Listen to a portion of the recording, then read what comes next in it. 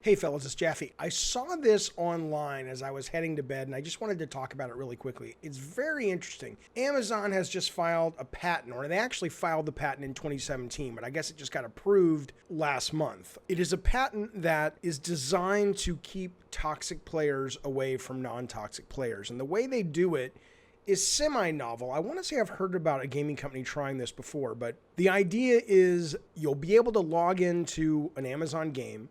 You'll be able to make a list of the things that you find toxic. Is it profanity? Is it they've cited like maybe people who quit games early you would call toxic, people who are racist, 5, 6, 8, 20 categories, right? You fill that out and then the algorithm basically only will pair you with people that match your acceptable levels of toxicity of other players, right? It's interesting. It's very interesting if it actually were to work. Its heart is absolutely in the right place. I can tell you that when I play, as much as I do miss live voice chat, when I play Hearthstone, when I play Mario Kart, we even tried this in Drawn to Death with just GIFs and things instead of literally having people talk. It's better. It's a better experience without jackasses screaming in your fucking ear and saying all kinds of slurs and stuff like that.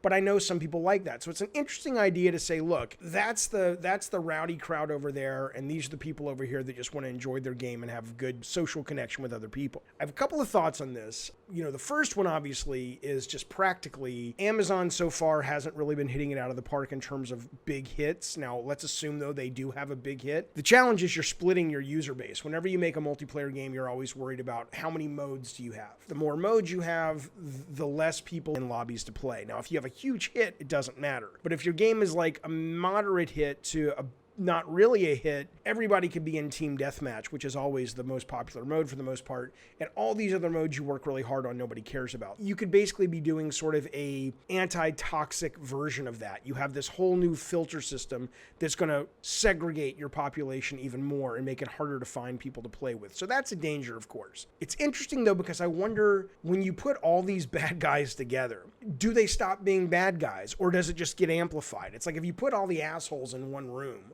maybe the first couple of weeks they'll try to outbully each other, and then it probably won't be any fucking fun. I wonder if it'll actually tamper those people down, or if it'll just be like the fucking Creature Cantina in Star Wars, and it's like the worst that humanity has to offer if you play on those toxic servers. I think that could be really, as a social experiment, really, really interesting. I also wonder, though, in a negative way, is Amazon sort of inadvertently making it easier for a lot of these assholes to find each other? There have been a number of studies, and some people say they're overblown. Some people say they're not amplified enough, but we know it happens. But there have been a number of studies that suggest that white supremacists and all kinds of bad elements are using online games to kind of find new recruits. Is there going to be something weird about putting all those people into one area? Is it going to make it easier to find each other, almost like a social media platform of assholes? And then let's just say it works though. Let's say it works really well, and people are like, holy cow, the assholes like to fuck around, or not even, just the trash talkers have a place to go. The people who just want to enjoy their game and meet new people have a place to go, and it works brilliantly. Let's say it does. If Amazon says, okay, you know what, this is going to cost you. So if you play normally, we can't guarantee who you're going to put in a game with. But if you pay us $3 a month, $4 a month for this service, because they'll give you a bunch of bullshit. We got our servers and it's bandwidth and all this shit. We will guarantee that you can play with the kinds of people that you want. I wonder if people would be like, go fuck yourself, Amazon. Or if the experience would be so great that it's like, you know what, man, it's absolutely worth it. But look, you've played with toxic people before. It's a fucking nightmare. I mean, you can mute them. Maybe it's like, yeah, but you know what? I'll just fucking mute them. I'm not going to give you $4 a month. I'll just hit the mute button.